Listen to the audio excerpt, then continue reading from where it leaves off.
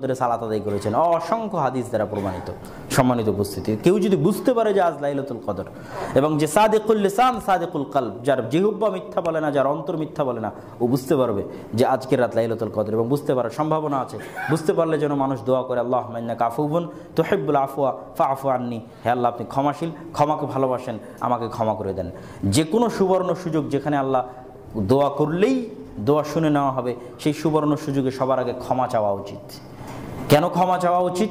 মানুষ তার আমলের পাওয়ারে জান্নাতে যেতে পারবে না, আল্লাহর রহমত এবং ক্ষমায় জান্নাতে যেতে পারবে। আপনার দোকানে যা পণ্য আছে তার বাজার মূল্য কত, আপনার স্টকে যা মাল আছে, যা বিক্রিযোগ্য অথবা কাঁচা মাল যা আপনি বানাবেন, এগুলো সবই হিসাব করে জাকাতের অন্তর্ভুক্ত করতে হবে।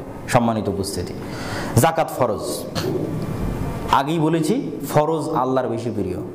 দান করে লাভ নাই, আগে ফরজটা আদায় করতে হবে। ওই তারাবির সালাত পড়ে লাভ নাই, আগে ফরজ সালাত আদায় করতে হবে। হ্যাঁ, ফরজ ঠিক রেখে যদি কেউ তারাবি পড়ে আলহামদুলিল্লাহ, কিন্তু ফরজের নামগন্ধ নয়, লাইলাতুল কদরে মসজিদ পরিপূর্ণ হয়ে গেল, এর কোনো উপকার নাই। জাকাত আদায় করলো না, দান দিয়ে পরিপূর্ণ করে দিল, এর কোনো উপকার নাই। জাকাত ফরজ ইবাদত, এটি পিটিয়ে আদায় করতে পারে রাষ্ট্র অথবা সরকার।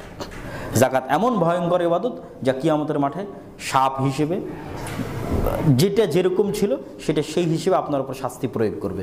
যদি উট, গরু, ছাগল এগুলোর জাকাত না দিয়ে থাকেন, তাহলে এগুলো কিয়ামতের মাঠে খুর সৃষ্টি করে দেওয়া হবে, শিং সৃষ্টি করে দেওয়া হবে, সে তার মালিককে পা দিয়ে পিষতে থাকবে। কেমন পিষতে থাকবে? রাসূলুল্লাহ সাল্লাল্লাহু আলাইহি সাল্লাম বলেছেন, যেই দিনের একদিন সমান 50 দুনিয়ার 50,000 বছরের সমান, যেই দিনের একদিন সমান দুনিয়ার 50,000 বছর, সেই কিয়ামতের মাঠে সে তাকে পা দিয়ে খুঁজতে থাকবে আর বলতে থাকবে, আমি তোমার সম্পদ যার তুমি জাকাত দাওনি। আর যদি স্বর্ণ, রৌপ্য, ক্যাশ টাকার জাকাত না দেয়, তাহলে ওটা গলায় পেঁচিয়ে দেওয়া হবে সাপ হিসেবে। সে ওই সাপ তাকে ছোবল করবে, আনা কানজুক আনা মালুক, আমি তোমার সেই সম্পদ, সেই সঞ্চিত সম্পদ যার তুমি জাকাত দাওনি। সম্মানিত উপস্থিতি, জাকাত ফরজ। তাহলে আমরা রমজানের আলোচনা শেষের দিকে চলে আসি। আবারও শুরুর থেকে বলি, রমজান এক মহাপবিত্র, মহাবরকতময় মাস। যে রমজানকে মূল্যায়ন করতে পারলো না, হতভাগা ও দুর্ভাগা। যে রমজান আল্লাহর কাছে ক্ষমা নিতে পারলো না, সে হতভাগা, সে দুর্ভাগা। দুর্ভাগ্যের লক্ষণ এটা। যেমন অলসতা দুর্ভাগ্যের লক্ষণ, তেমন রমজানকে মূল্যায়ন না করতে পারা দুর্ভাগ্যের লক্ষণ। তাহলে রমজানকে মূল্যায়ন করতে হলে কি কি পয়েন্ট আমরা উল্লেখ করেছি? এক, কোরআন, কেন কোরআনের বরকতেই এগুলো সব হচ্ছে, অতএব কোরআনকে মূল্যায়ন করতে হবে। দুই, আমরা বলেছি রমজানের রাতের সালাত আদায় করতে হবে। তিন, আমরা বলেছি গুনাহ মুক্ত থাকার চেষ্টা করতে হবে রমজানে, কেননা গুনাহ মুক্ত থাকা আগে, না খেয়ে থাকা পরে। না খেয়ে আছে কিন্তু গুনাহের সাথে জড়িত আছে, এটা সিয়াম নয়। তারপরে চেষ্টা করতে হবে শেষ 10 রাতকে মূল্যায়ন করার, এতেকাফ করার মাধ্যমে, রাতে লম্বা সালাত, লম্বা ইবাদতের মাধ্যমে। তারপরে আলোচনা করেছি দান করার মাধ্যমে রমজানকে মূল্যায়ন করতে হবে। এবং দানের মধ্যে আর একটা গুরুত্বপূর্ণ অংশ যা ফরজ, সাধারণত মানুষ রমজানে করে, এই জন্য বললাম, সেটি হচ্ছে জাকাত। আর সব শেষে একটা সামারি বলে দিই, রমজানকে মূল্যায়ন করা সম্ভব ব্যস্ততা আগে থেকেই কমিয়ে নিয়ে আসলে। ব্যস্ততা না কমিয়ে নিয়ে আসলে রমজানকে মূল্যায়ন করা সম্ভব না। আপনি আর রমজানের বাইরে আর 11 মাস যেমন চালাতেন, এই 1 মাসও যদি সেরকমই চালান, রমজানকে মূল্যায়ন করতে পারবেন না। আগেই প্রস্তুতি নিতে হবে, রমজানে আমি একটু কম কাজ করব, কম অফিস করব, কম ডিউটি করব, কম ব্যবসা করব, কম লাভ করব। ব্যস্ততা কমিয়ে নিয়ে আসতে রমজানকে মূল্যায়ন করা যাবে। আর যদি ব্যস্ততা আগের মতোই থাকে, আপনি চেষ্টা করলে রমজানকে মূল্যায়ন করতে পারবেন না। আল্লাহ সুবহানাহু ওয়া তাআলা আমাদেরকে রমজান শেষ হওয়ার পূর্বেই, রমজান চলে যাওয়ার পূর্বেই রমজানকে মূল্যায়ন করার, রমজানের রহমত এবং বরকত গ্রহণ করার, এবং রমজানের যে ফজিলতগুলো আছে, পূর্বের অতীতের সকল গুনাহ ক্ষমা করে নেওয়ার সুবর্ণ বড় বড় কয়েকটা সুযোগ আছে রমজানে। লাইলাতুল কদরের সুযোগ আছে, তারপরে হচ্ছে আপনার রাতের সালাতের মাধ্যমে সুযোগ আছে, সিয়াম রাখার মাধ্যমে সুযোগ আছে। প্রত্যেকটাই সুবর্ণ বড় অফার, যে অতীতের সব গুনাহ আল্লাহ ক্ষমা করে দিবে। আর যদি কেউ বুঝতে পারে যে লাইলাতুল কদর সে পেয়ে গেছে, মানুষ বুঝতে পারতে পারে।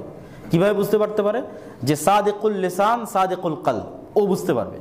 মানে যার জিহ্বা কোনোদিন মিথ্যা বলে না, ধোকা দিয়েও মিথ্যা বলে না, মজাক করেও মিথ্যা বলে না, আর যার অন্তর মিথ্যা বলে না, মানে মুনাফিকি নাই, ধোকাবাজি নাই, উপরে এক ভিতরে আর এক, এরকম না। এরকম সত্যবাদী মানুষকে আল্লাহ সুবহানাহু ওয়া তাআলা স্বপ্নের মাধ্যমে লাইলাতুল কদর দেখিয়ে দিতে পারে যে আজকে রাতে লাইলাতুল কদর। ও এমনিও লাইলাতুল কদরের চেহারা দেখে বুঝতে পারতে পারে যে আজকে লাইলাতুল কদর। লাইলাতুল কদরের রাতে বৃষ্টি হওয়ার সম্ভাবনা আছে, লাইলাতুল কদরের রাতে না গরম না শীত, এগুলো সব হাদিসের অনুবাদ। লা হারাতা ওয়ালা বারিদাতা, না বেশি শীত না বেশি গরম, নাতিশীতোষ্ণ আবহাওয়া থাকবে। পরের দিনের সূর্যের থাকবে না, তেজ থাকবে না, গরম থাকবে না, তাপ থাকবে না। লাইলাতুল কদরের পরের দিনের সূর্য হবে হালকা, নরম, মৃদু, মিষ্টি সূর্য হবে। আর লাইলাতুল কদরে বৃষ্টি হওয়ার সম্ভাবনা আছে।